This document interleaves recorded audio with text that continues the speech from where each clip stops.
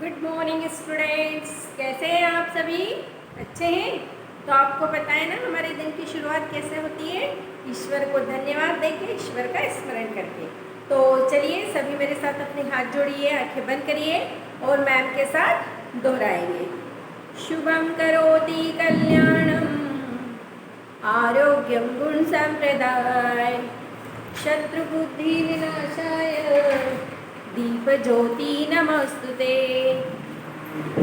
बच्चों, पिछली क्लास में आपको मैंने संज्ञा का पढ़ाया था, पार्ट 4 संज्ञा पढ़ा था। आज एक बार फिर से वही समझा रही हूँ, फिर उसकी हम लोग एक्सरसाइज करेंगे। सभी अपनी अपनी व्याकरण की पुस्तक निकाल लीजिए, है ना? सभी अपनी अपनी पुस्तक निकालिए।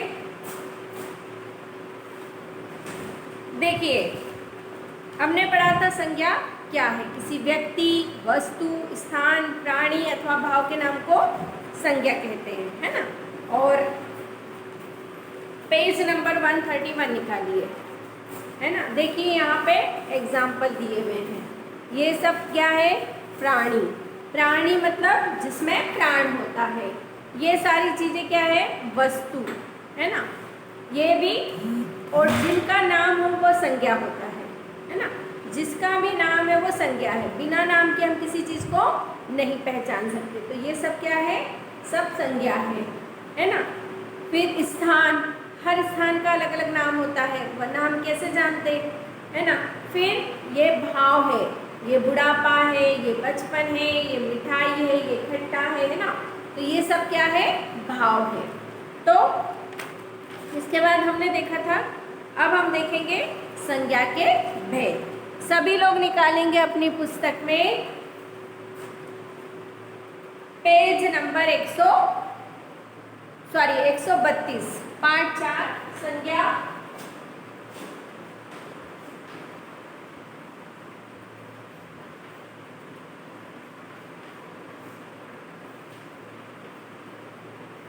Page number 132। पिछली क्लास में मैंने आपको बताया था संज्ञा के 3 प्रकार होते हैं: जातिवाचक, व्यक्तिवाचक और भाववाचक। जातिवाचक मीन्स जैसे मैंने बोला डॉक्टर, तो उसमें सारे डॉक्टर आ गए। नदी, सारी नदियाँ आ गई, है ना? लेकिन जब एक नदी का नाम होगा तो वो जातिवाचक हो जाती है ना? प्रधानमंत्री, ये सब क्या है? जातिवाचक में आ जाता है, जो पूरी एक जाति को का प्रतिनिधित्व करते हैं। ठीक है, अब देखिए पेज नंबर 132 पे हम आएंगे। अब इसमें है कि संज्ञा 5 प्रकार की होती है ना? कल हमने 3 प्रकार की पढ़ी थी, आज 2 प्रकार और पढ़ेंगे: समूहवाचक संज्ञा और द्रव्यवाचक संज्ञा। देखिए जैसे जैसे हमारी क्लासें बड़ी होती जाती है, हम उसकी उदाहरण, उनकी एग्जाम्पल पढ़ते जाते हैं ना? पहली क्लास में आप केवल संज्ञा पढ़ते हैं, फिर उसके प्रकार पढ़ते हैं। तो इस तरह से आज हम इसके प्रकार पढ़ेंगे। भेद, है ना? पहला है व्यक्तिवाचक संज्ञा। जिस संज्ञा में शब्दों से किसी विशेष प्राणी, व्यक्ति, वस्तु, स्थान आदि का बोध हो, उन्हें व्यक्तिवाचक संज्ञा कहते हैं। ये कल हम पढ़ चुके थे, है ना? जैसे ताजमहल आगरा में है, मनन लखनऊ गया, है ना? तो आगरा एक नाम है, ताजमहल भी एक नाम है। अगर होता इमारत या शहर तो ये जातिवाचक हो जाता है ना? मनन एक नाम है, लखनऊ भी एक नाम है, एक व्यक्ति विशेष का नाम है, इसलिए ये व्यक्तिवाचक हो गया, है ना?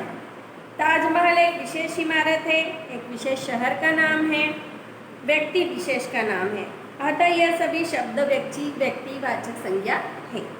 फिर जातिवाचक, जिन संज्ञा शब्दों से सभी व्यक्तियों, प्राणियों, वस्तुओं, स्थानों आदि का बोध होने जातिवाचक संज्ञा कहते हैं, है ना? इस पेज नंबर पे हम लोग पढ़ रहे हैं, सभी ध्यान दें। अब पक्षी उड़ते हैं, पशु घास चर रहे हैं, फूल मत तोड़ो। ऊपर लिखे वाक्यों में पक्षी, पशु, फूल अपनी पूरी जाति का बोध करा रहे हैं, है ना? कल भी आपको बताया था। मिठाई, तो सारी मिठाई एक जाति हो गई, है ना? पक्षी, सारे पक्षी हो गए, उसमें कोई सा भी पक्षी हो सकता है ना? तो ये सब क्या हो गया? जातिवाचक हो गया। अब भाववाचक, जिन संज्ञा शब्दों से भाव, गुण, दशा आदि के नाम का बोध हो उन्हें भाववाचक संज्ञा कहते हैं ना। मतलब जिसको हम महसूस कर सकते हैं। क्या कर सकते हैं? महसूस कर सकते हैं, देख नहीं सकते, वो भाववाचक होते हैं। हमारे अंदर के भाव होते हैं, रोना, हंसना, ये सब क्या है? भाववाचक। अच्छाई, बुराई, बचपन, लंबाई, सुंदरता आदि।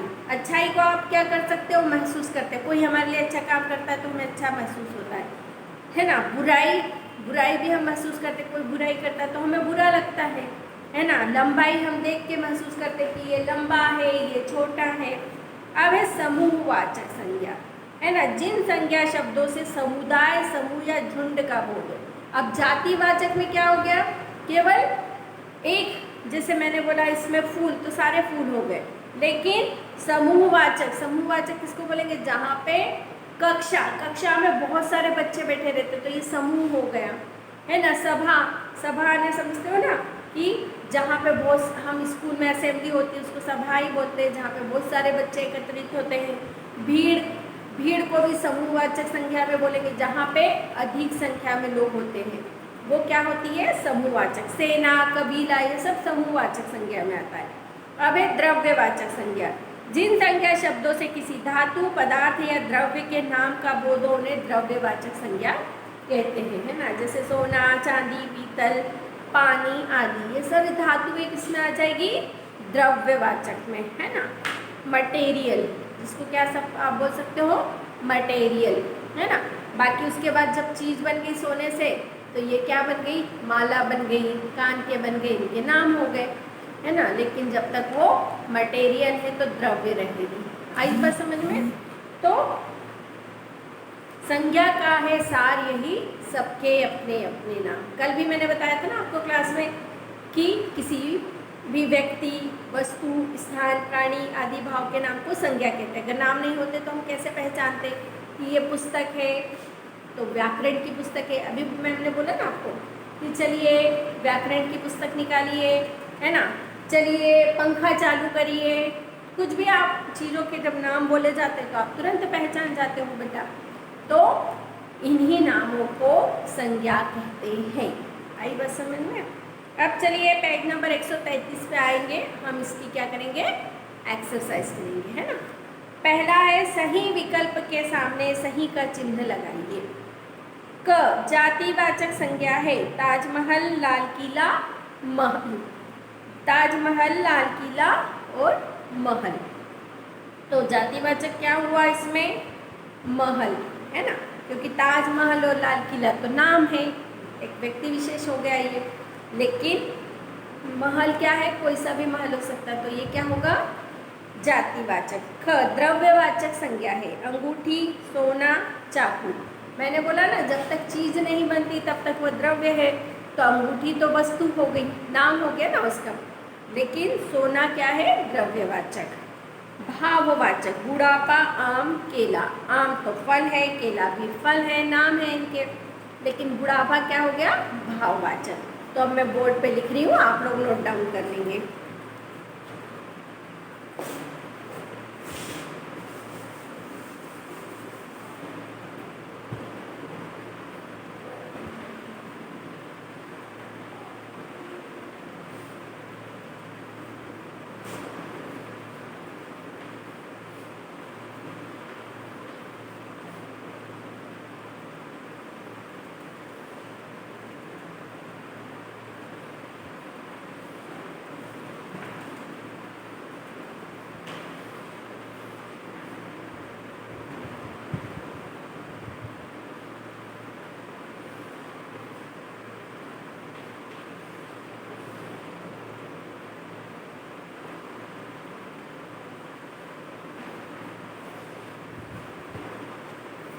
तो ये तीनों क्या है? सही विकल्प है। इसे आपको अपनी पुस्तक में ही करना है, पुस्तक का वर्क पुस्तक में ही करेंगे। नोट डाउन कर लीजिए, टिक लगाना है केवल।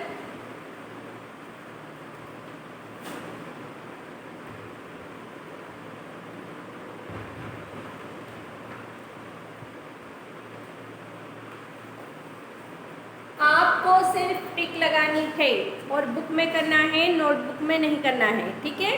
ग्रामर का सारा वर्क बुक में ही होगा।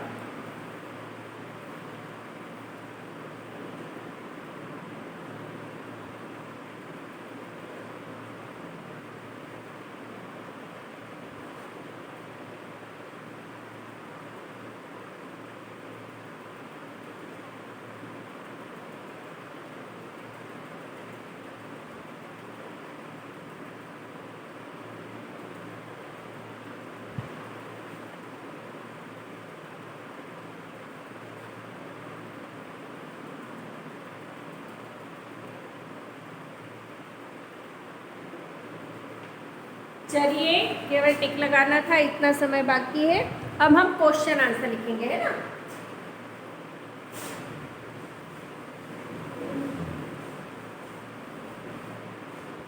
इसी पेज नंबर पे क्वेश्चन भी है, संज्ञा की परिभाषा दीजिए। आपको उत्तर यहीं पे लिखना है ना, इसी लाइनों में लिखना है, कॉपी में नहीं लिखना है। पेज नंबर 133 प्रश्न लिखा है, सिर्फ उत्तर लिखेंगे। तो उत्तर लिख लिए मैं,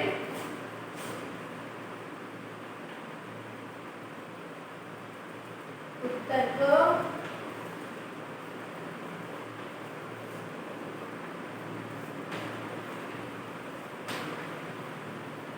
किसी व्यक्ति,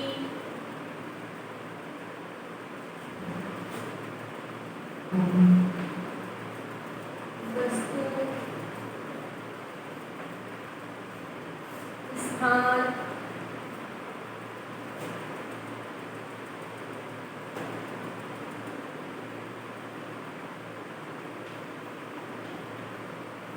प्राणी, किसी व्यक्ति, वस्तु, स्थान, प्राणी व भाव के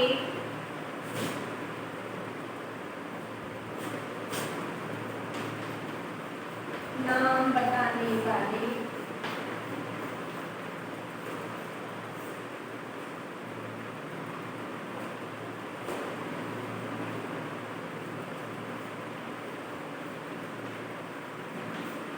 संज्ञा कहलाते हैं।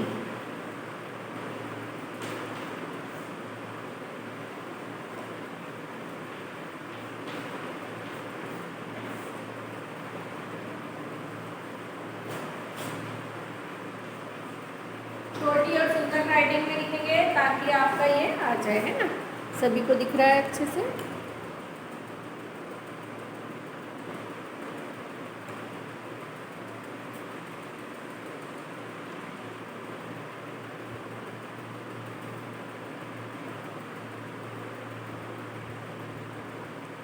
लास्ट का नहीं दिख रहा है, मैं फिर से लिख रही हूँ।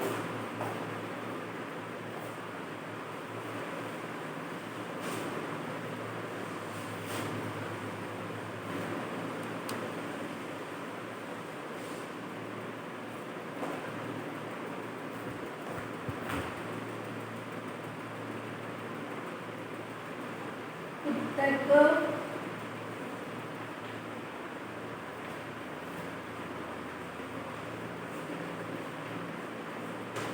किसी व्यक्ति, वस्तु, स्थान, प्राणी व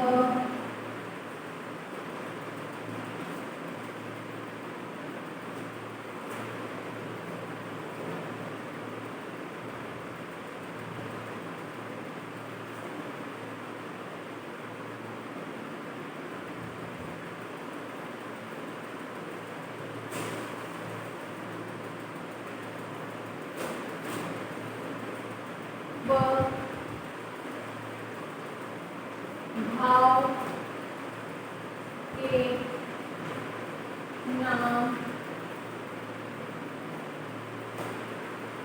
बताने वाले शब्द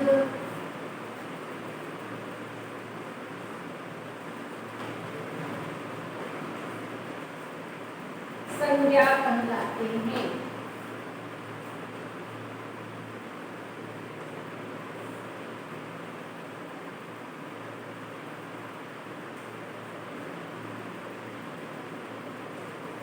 किसी व्यक्ति, वस्तु, स्थान, प्राणी व भाव के नाम बताने वाले शब्द संज्ञा कहलाते हैं। लिख लीजिए अपनी बुक में।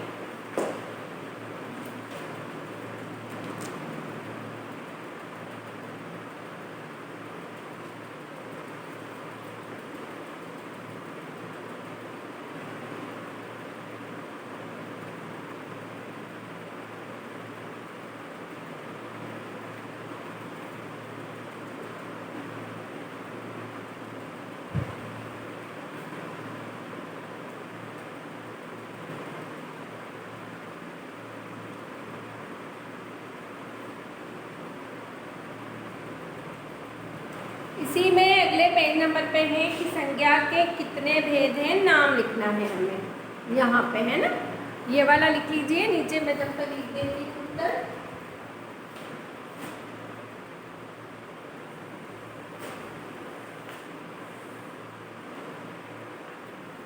इसमें हम लिखेंगे उत्तर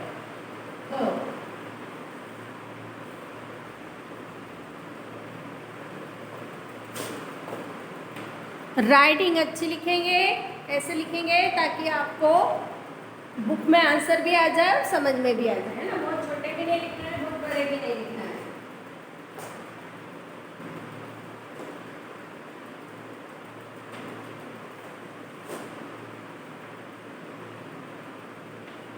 संज्ञा के 5 भेद है। व्यक्तिवाचक, जातिवाचक,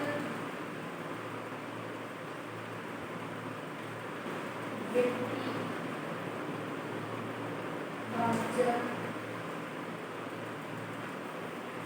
नंबर 2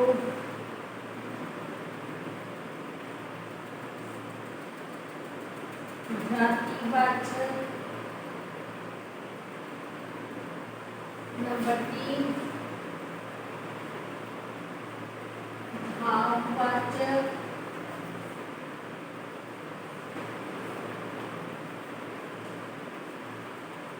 समूहवाचक। और नंबर 5 है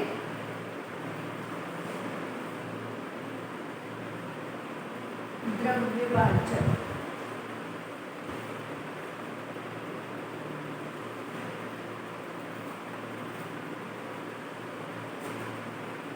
लिख लीजिए आप ये लोग, ये वाला, फिर आखिरी उत्तर में लिखूंगी, है ना, तब तक।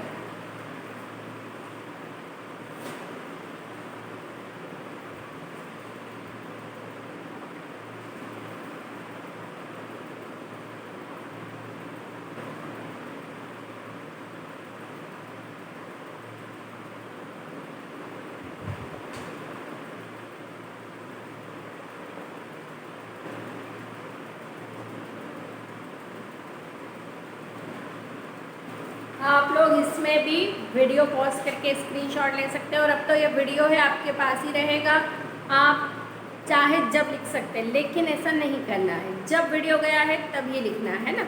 लेकिन एक आपकी सुविधा के लिए बता देती हूँ कि इसका भी स्क्रीनशॉट भी ले सकते हो, और इसे चाहे जब ओपन करके आप देख सकते हो, है ना। तो पहले ये लिख लीजिए, फिर अगला आखिरी उत्तर लिखूँगी मैं।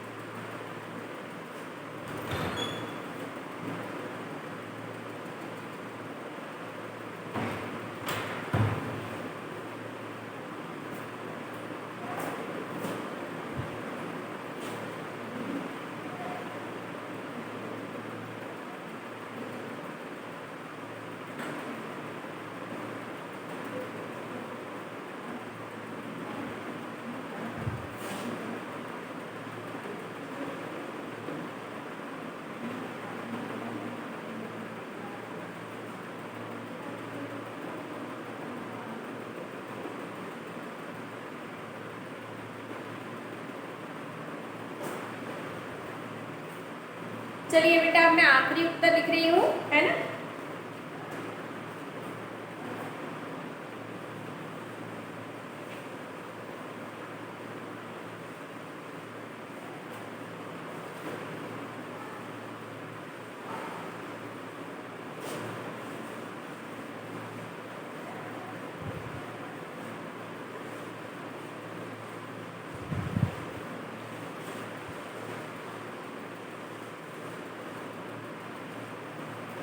हमारा आखिरी प्रश्न है कि संज्ञा के किन्हीं दो भेदों की परिभाषा लिखिए, है ना। तो हमें सिर्फ दो भेदों की परिभाषा लिखनी है।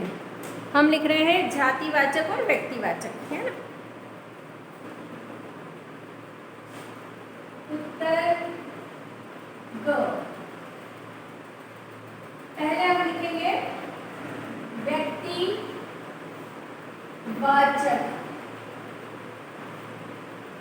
संज्ञा। अब हम इसकी परिभाषा लिखेंगे, है। जिन शब्दों से, संज्ञा शब्दों से किसी विशेष प्राणी, व्यक्ति, वस्तु, स्थान आदि का बोध हो, उन्हें व्यक्तिवाचक संज्ञा कहते हैं। जिन संज्ञा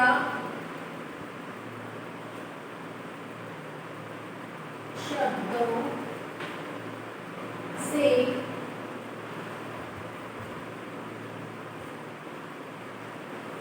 किसी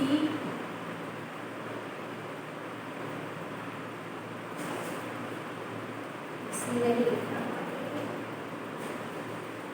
जिन संज्ञा शब्दों से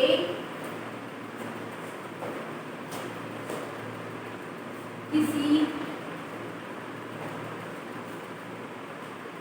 विशेष प्राणी, व्यक्ति,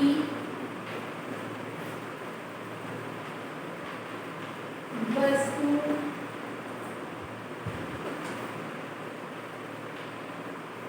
स्थान आदि का बोध हो, उन्हें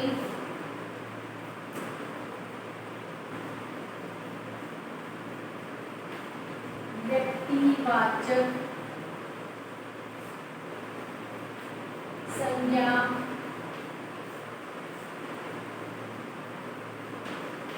कहते हैं, है ना। ये एक व्यक्तिवाचक का उदाहरण हुआ। अब हम लिखेंगे जातिवाचक का, ठीक है।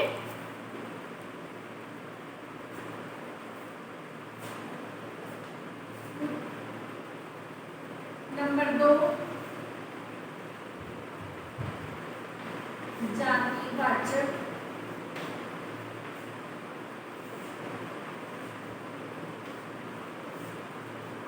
जिन संज्ञा शब्दों से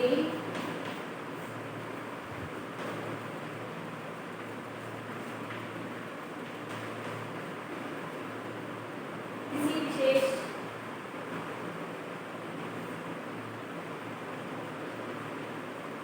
सभी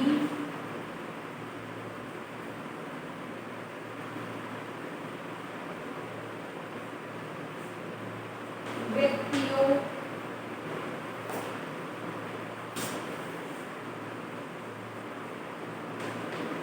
प्राणियों, वस्तुओं,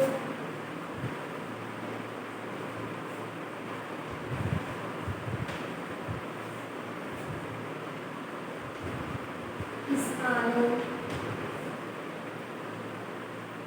आदि का बोध हो, आदि का बोध हो, उन्हें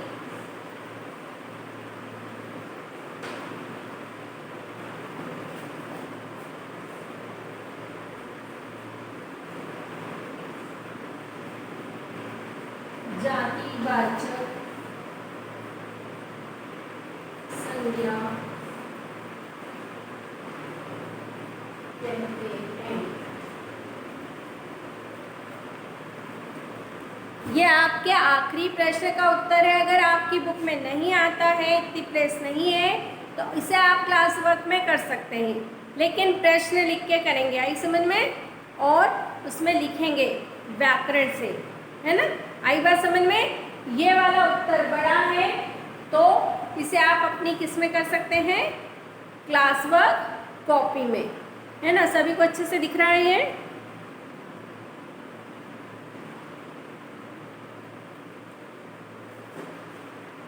थोड़ा सा इसको छोटा सा कर देती हूँ ताकि आपको अच्छे से आंसर।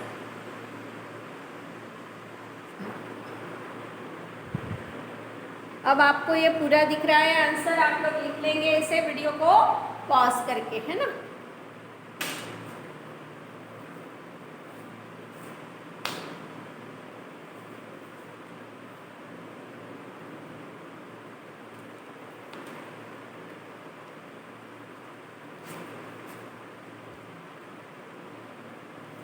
और आप चाहें तो एक का आंसर यहाँ लिख सकते हैं और एक का यहाँ नीचे भी लिख सकते हैं, है ना, अगर आप चाहें तो, और नहीं तो क्लास वर्क कॉपी में कर लीजिए, है ना। इसको 1 मिनट थोड़ा सा बड़ा करती हूँ। अब आप लोग इसका पिक ले लीजिए, स्क्रीनशॉट ले लीजिए।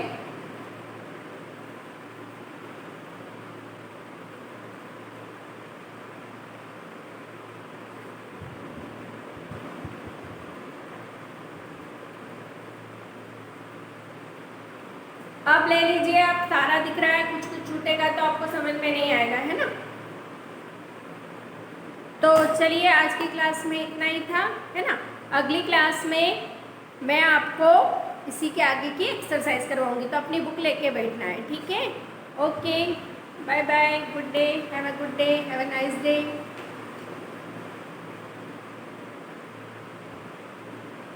आराम से वीडियो को पॉज करके स्क्रीनशॉट ले लीजिए, इसीलिए साइड में हुई है मैम। Okay, bye bye.